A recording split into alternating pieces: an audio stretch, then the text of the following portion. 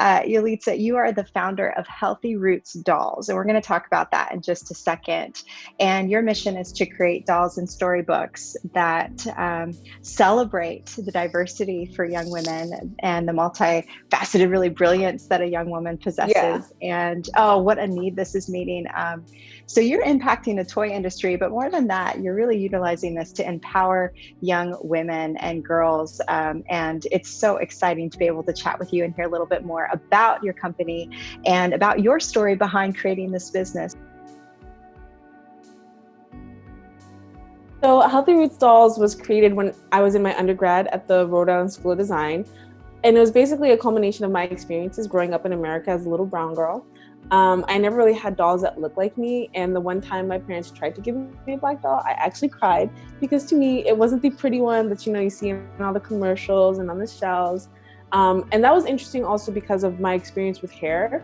As it was represented in dolls, my mother used to spend a lot of time, I was sitting between her legs and she would do these beautiful braided patterns, put the beads and, all that jazz. And I felt like this beautiful little princess, but as I grew up, I felt less like that princess and a lot more like a pumpkin because I didn't see women that looked like that being celebrated as beautiful. So when I got to my undergrad, I started unpacking these issues and having conversations about identity in my artwork. And so for me, that meant also looking at children's media as a way to educate and inform and empower kids at a young age. And so recognizing that toys influence how kids think, act, and see themselves, when little girls can't find dolls that look like them, it can negatively impact their self-esteem. And so from this class project, I developed a redesign of Rapunzel where I turned her into a little brown girl with kinky curly hair. And all of my classmates were like, oh my God, this looks like a doll. Have you thought about making a doll? I was like, no. But, let me see what other people think. When it comes to our product and the design, the intention was always to represent the children that haven't been represented. And our whole goal is to be a multicultural children's product company. And one way for us to start was to create this one doll that has features that are uniquely designed to represent a lot of little Black girls, and the fact that she has fuller lips. She's got the, the round nose, and she's got the really cute, kinky, curly hair, because that's not something that's been emulated in dolls before. And then taking it a step further, when you recognize how children play with toys, specifically dolls, a lot of girls, the first thing they go for is the hair. And so creating a doll where the hair actually responds just like your own hair would, giving kids a tool that they can practice hairstyles on that they don't know how to do on their own hair, so that when they're a little bit older, they can do it. Because that's one thing when we were doing research, we were learning like, okay, what is the reason why a lot of women are not embracing their natural hair texture outside of the fact that they're being told it's not beautiful? They just don't know what it is. They don't know what coconut oil is used for. They don't know what's the right ingredients for their shampoo and conditioning products.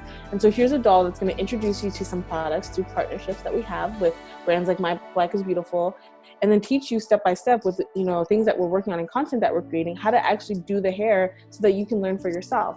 And so that was the value that we really wanted to create, is go beyond just painting a doll brown, but giving girls a tool that they can use to learn to embrace their hair.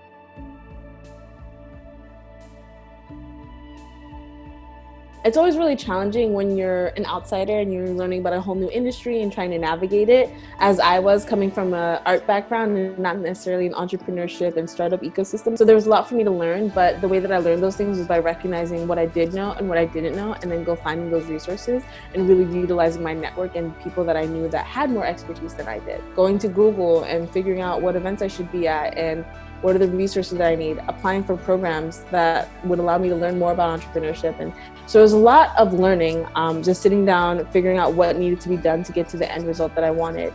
And then also recognizing that you need to be really selective because your time is your most valuable asset. And so you can't do every competition, you can't apply to everything, you can't have a conversation with every person that comes, but you can be more selective.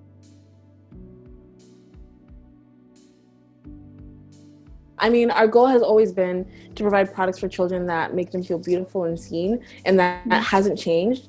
But we are definitely, doubling down on the support for our customers, because we know a lot of people are now at home with their children and trying to, educate them at home, provide them some distractions. Hopefully Healthy Results can be one of them, and, creating content for them to be engaged throughout this time.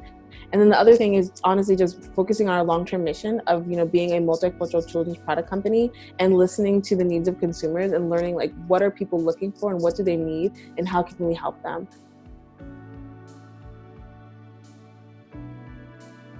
We have some tutorials that we're working on with our Yeah. Zoe doll that we mentioned.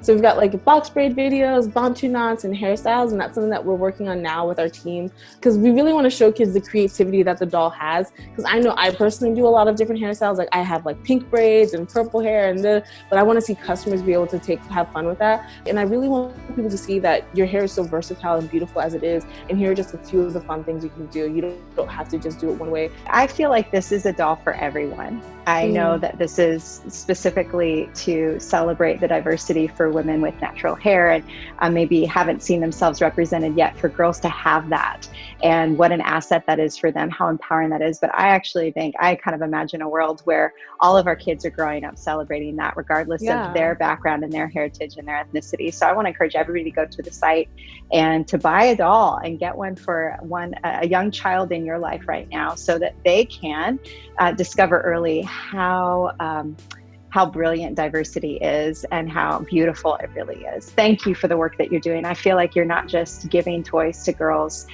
or educating girls on one issue. You're actually empowering a generation to see and celebrate diversity, and what a beautiful thing that is. You're really making the world a better place. And so I am so excited to be able to chat with you today.